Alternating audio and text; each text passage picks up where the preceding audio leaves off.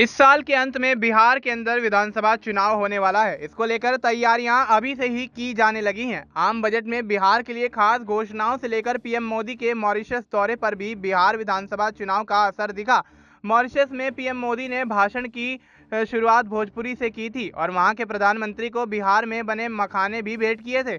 कुल मिलाकर बिहार चुनाव की गर्मी अभी से ही महसूस होने लगी है। इस बीच एनडीए के एक नेता ने बिहार चुनावों के नतीजों का भी ऐलान कर दिया है। जनता दल यूनाइटेड के नेता संजय झा ने कहा है कि इस बार एनडीए साल 2010 में आई सीटों का भी रिकॉर्ड तोड़ देगा। जेडीयू के कार्यकारी अध्यक्ष संजय झा ने एक इंटरव्यू के दौरान साफ साफ कहा कि साल 2010 के विधानसभा चुनाव में एनडीए को 206 सीटें हासिल हुई थी, लेकिन इस बार इससे भी ज्यादा सीटें एनडीए को मिलने वाली हैं। साथ ही आपको यहाँ ये भी बता दें कि बिहार विधानसभा चुनाव में 243 सीटों पर चुनाव होना है। यहाँ बहुमत के लिए 122 सीटों की दरकार है। साल 2020 में हुए विधानसभा चुनाव में एनडीए को 125 सीटें मिली थीं। इसमें बीजेपी को 74, जेडीयू को 43 सीटों पर जीत हासिल हुई थी। बीजेपी से कम सीट होने के बावजूद मुख्यमंत्री नीतीश कुमार को ही चुना गया था। इसके उलट महागठबंधन को 110 सीटें हासिल हुई थी। इसमें कांग्रेस, आरजेडी और कम्युनिस्ट पार्टियां शामिल थीं।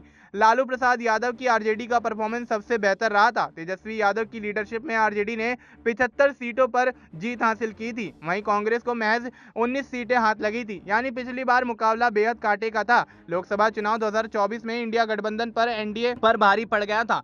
40 विधानसभा सीटों में से एनडीए को 31 सीटें मिली थी, जबकि इंडिया गठबंधन को महज 9 सीटों पर सिमटना पड़ा था। आरजेडी 23 सीटों पर चुनाव लड़ते हुए महज 4 सीट जीत पाई थी। वहीं कांग्रेस ने 9 सीटों पर चुनाव लड़ा था और 3 पर जीत हासिल की थी। अब देखा जा रहा है कि जिस तरह से बिहार का विधानसभा चुनाव नजदीक आता जा रहा है, वैसे वैसे बिहार के अंदर सियासी तपिश बढ़ती हुई नजर आ रही है और देखा जा रहा है कि जिस तरह से सियासी दलों का एक दूसरे पर आरोप प्रत्यारोप का दौर जारी है, तो अब कहीं ना कहीं बिहार का विधानसभा चुनाव काफी ज्यादा दिलचस्प और पेचीदा होता हुआ नजर आ सकता है, क्योंकि एनडीए एक तरफ अपनी जीत का दावा करता हुआ नजर आ रहा है, तो महागठबंधन भी सरकार बनाने का दावा पेश कर रहा है। अब देखना यही होगा कि महागठबंधन और एनडीए में होने वाली सियासी लड़ाई में आखिर बाजी कौन मारता है। फिलहाल आपको इस मुद्दे पर क्या कुछ लगता है, आप अपनी राय हमें कमेंट करके बता सकते हैं। बाकी देश और दुनिया से जुड़ी तमाम जानकारी के लिए आप देखते रहिए एसपीएन 9 न्यूज।